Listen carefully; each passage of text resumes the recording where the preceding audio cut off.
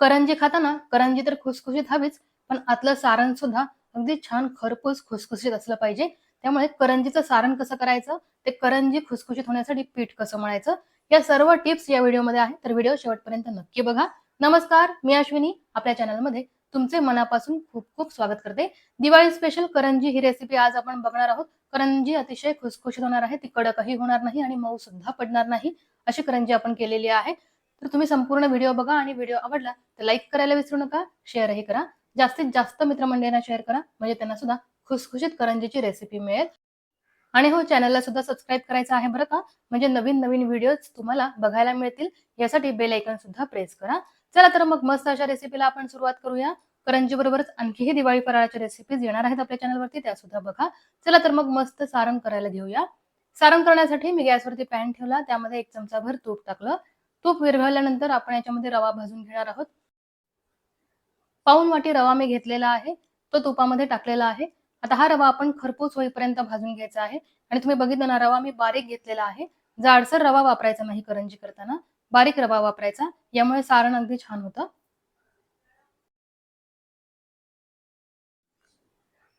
बऱ्याच वेळेला काय होतं, करंजी खाताना रवा वेगळा होतो, खोबरं वेगळं होतं, रवा खाली पडतो, सांडतो खाताना. पण तसं व्हायला नको, म्हणून आपण आहे ना, रवा अगदी चांगला भाजून घ्यायचा. रवा इतका छान भाजायचा ना, तो चांगला शिजला पाहिजे, म्हणजे करंजी खाताना रवा खाली पडत नाही. बघा, मी रवा अगदी बदामी कलर येईपर्यंत भाजून घेतलेला आहे. रवा आपण एका ताटामध्ये काढून घेऊया आणि याच पॅनमध्ये आता आपण किसलेलं खोबरं भाजायचं आहे. सुकं खोबरं किसून घेतलेलं आहे, ते सुद्धा आपण छान भाजून घ्यायचं आहे. 2 वाटी सुक्या खोबऱ्याचा किस आपण इथे भाजून घेणार आहोत. खोबरं भाजताना मी तूप नाही टाकणार, ते असंच भाजून घेणार आहे. रव्यापेक्षा खोबऱ्याचं प्रमाण जास्त घेतलेलं आहे. बरेच जण रवा जास्त घेतात, काही जण खोबरं जास्त घेतात, तर मी खोबरं जास्त घेते सारण करताना. आता हे खोबरं आपण चांगलं भाजून घ्यायचं आहे. गॅसची फ्लेम मंद ठेवायची आहे, रवा भाजताना सुद्धा आणि खोबरं भाजताना सुद्धा, आणि एकसारखं हलवायचं आहे, म्हणजे रवा आणि खोबरं अगदी एकसारखं भाजलं जातं. रवा आणि खोबरं चांगलं भाजून घेतलं ना, की सारण कच्चं राहत नाही. ते अगदी छान शिजलेलं तयार होतं. आणि करंजी आपण तळतो ना, त्यावेळेस सुद्धा ते सारण परत एकदा शिजतं आणि सारण अगदी खुसखुशीत होतं.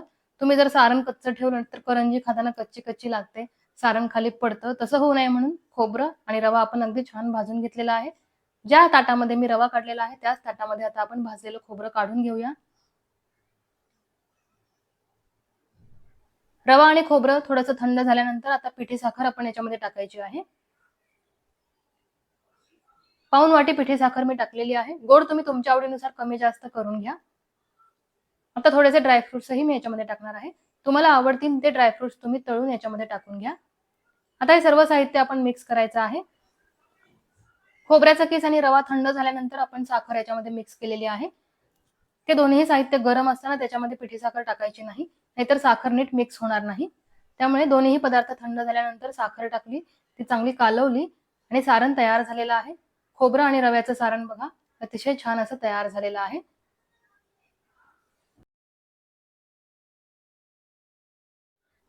हे सारण आहे ना, अगदी महिनाभर छान टिकतं. तुम्ही सारण आधी करून घ्या आणि नंतर तुम्हाला जेव्हा पाहिजे तेव्हा करंजी करा. हे सारण मी 4 ते 5 दिवस आधीच करून ठेवते आणि जेव्हा मला करंजी करायची असेल त्यावेळेस मैद्याचं पीठ मळून घेते. अगदी चविष्ट खुसखुशीत सारण तयार झालेलं आहे. आता आपण करंजीसाठी पीठ मळायला घेऊया. यासाठी परातीमध्ये मी मैदा घेणार आहे.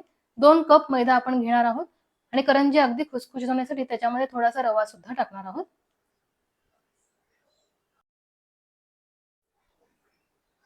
आणि नेहमी मोजून मापूनच सगळं साहित्याचं प्रमाण घ्यायचं, म्हणजे पदार्थ अगदी चांगला होतो. अगदी प्रमाणबद्ध साहित्य टाकून तुम्ही कुठलाही पदार्थ बनवला ना, तर तो अगदी छान होतो, अजिबात फसत नाही. आता याच्यामध्ये टाकण्यासाठी तेल घेणार आहोत आपण. तेल कडकडीत गरम करून घ्यायचं आहे. तेलाचं प्रमाण कसं घ्यायचं, तर एका कपासाठी 2 टेबलस्पून तेल असं प्रमाण आपण घेतलेलं आहे. म्हणजे मी जवळ-जवळ 2.5 कप घेतलेलं आहे साहित्य. 2 कप मैदा, अर्धा कप रवा. यासाठी 5 टेबलस्पून तेल आपण घेणार आहोत. हे तेल अगदी कडकडीत गरम करून घेणार आहे. 5 टेबलस्पून तेल घेतलेलं आहे, ते आपण गरम करून घेतलेलं आहे. ते आता आपण मैद्यामध्ये मिक्स करूया. आधी आपण चमच्याने मिक्स करायचं आहे, कारण तेल चांगलंच गरम आहे.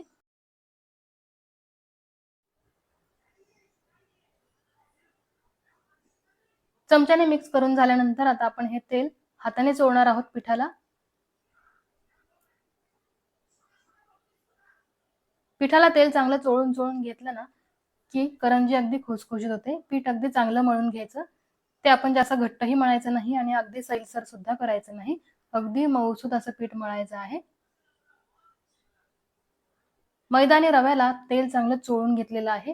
आता आपण थोडं-थोडं पाणी टाकून हे पीठ मळणार आहोत आणि तेल चोळून झाल्यानंतर आपण मुठीमध्ये पीठ दाबायचं. त्याचा असा गोळा व्हायला पाहिजे. म्हणजे बघा अशा पद्धतीनं. म्हणजे तेलाचं प्रमाण अगदी परफेक्ट झालेलं आहे असं आपण समजायचं आणि पाणी टाकून हे पीठ चांगलं मळून घ्यायचं.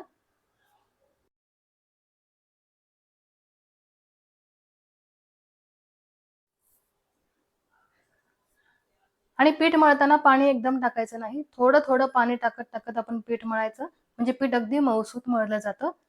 तुम्ही जर पाणी एकदम टाकलं आणि पीठ मळलं तर ते मऊसूत होत नाही, चिकट होऊन जातं.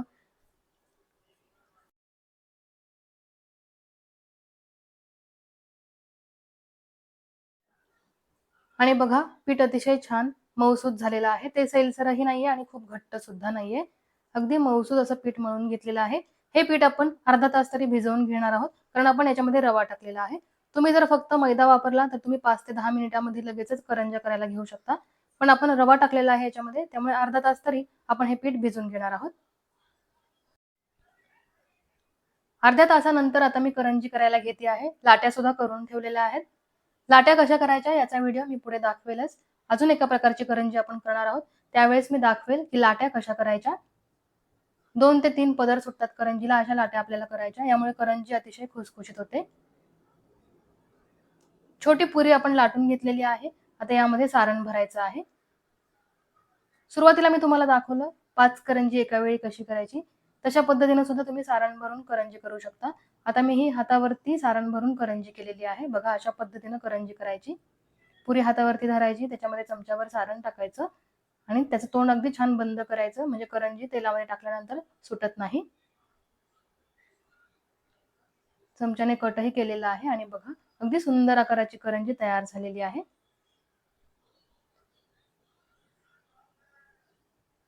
आता अशाच पद्धतीने आपण बाकीच्या सर्व करंज्या करून घेणार आहोत. आणि इथे बघू शकता सारण भरून करंज्या तयार झालेल्या आहेत. आता आपण ह्या तळून घेणार आहोत आणि करंजी एकसारखी झालेली आहे. कुठली करंजी लहान, कुठली मोठी अशी नाही झालेली कारण लाट्या आपण एकसारख्या केल्या. त्याचबरोबर सारण भरण्यासाठी एक चमचा आपण ठरवून घ्यायचा. त्याच चमच्याने सर्व करंजीमध्ये एकसारखं सारण भरायचं म्हणजे करंजी एकसारखी होते, दिसायला अगदी छान दिसतात. तेल गरम झाल्यानंतर ही करंजी आपण तळून घ्यायची आहे.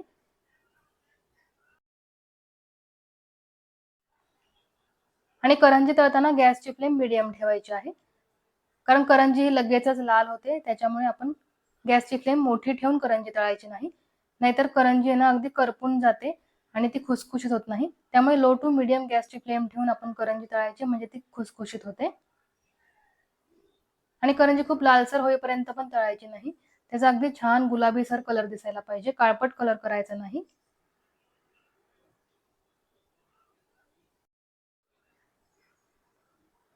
आणि बघा करंजी तेलात टाकल्यानंतर अजिबात सुटलेली नाहीये.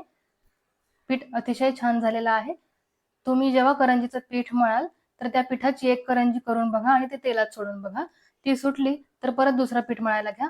कारण तेलाचं मोहन जर पिठामध्ये जास्त झालं तर ती करंजी तेलामध्ये सुटते. त्याच्यामुळे तेलाचं प्रमाण अगदी व्यवस्थित व्हायला पाहिजे पीठ मळताना, तरच करंजी तेलामध्ये सुटत नाही. बऱ्याच जणांचा असा समज असतो की दिवाळी फराळ करताना भरपूर तेल आणि तुपाचा वापर करायचा म्हणजे तो पदार्थ अगदी मस्त होतो, खुसखुशीत होतो. पण तसं नाही अजिबातच. तेलाचं प्रमाण अगदी बरोबरच व्हायला पाहिजे तरच तुमचा पदार्थ अगदी परफेक्ट होतो. तेल आणि तुपाचं प्रमाण जास्त झालं की तो पदार्थ बिघडतो. म्हणून प्रमाणातच सर्व साहित्य घ्यायचं. आणि तुम्ही बघितलं ना, मी या करंज्या अगदी लाल होईपर्यंत तळून घेत नाहीये. गॅसची फ्लेम लो टू मीडियम ठेवून आपण बदामी कलर येईपर्यंत करंज्या तळून घ्यायच्या. म्हणजे त्या दिसायला अगदी छान दिसतात. आणि कमी गॅसवरती तळल्यामुळे त्या खुसखुशीत होतात.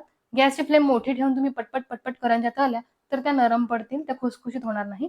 त्यामुळे गॅसची फ्लेम लो टू मीडियम ठेवायची आणि बघा अतिशय सुंदर असा कलर करंजीला आलेला आहे. दिसायलाच दिसते ना करंजी किती खुसखुशीत झालेली आहे. तर तुम्ही सुद्धा या पद्धतीनं करंज्या नक्की बनवा. तुमच्या सुद्धा करंज्या अगदी छान खुसखुशीत होतील. आणि ही रेसिपी कशी वाटली हे मला नक्की कमेंट करून सांगा. तुम्हाला जर आजचा आपला करंजीचा व्हिडिओ आवडला असेल तर व्हिडिओला लाईक करायला बिलकुल विसरू नका. शेअरही करा. जास्तीत जास्त मित्रमंडळींना शेअर करा, म्हणजे त्यांना सुद्धा करंजीची अगदी परफेक्ट रेसिपी मिळेल. आणि हो, चॅनलला सबस्क्राईब करायला बिलकुल विसरू नका. बाजूचे बेल आयकॉन सुद्धा दाबा, म्हणजे यामुळे तुम्हाला आपल्या चॅनलवरील नवीन नवीन रेसिपीचे नोटिफिकेशन हे लगेचच मिळेल. तर अशीच मस्त रेसिपी घेऊन आपण पुन्हा भेटणार आहोत. रेसिपी बघत राहा. धन्यवाद.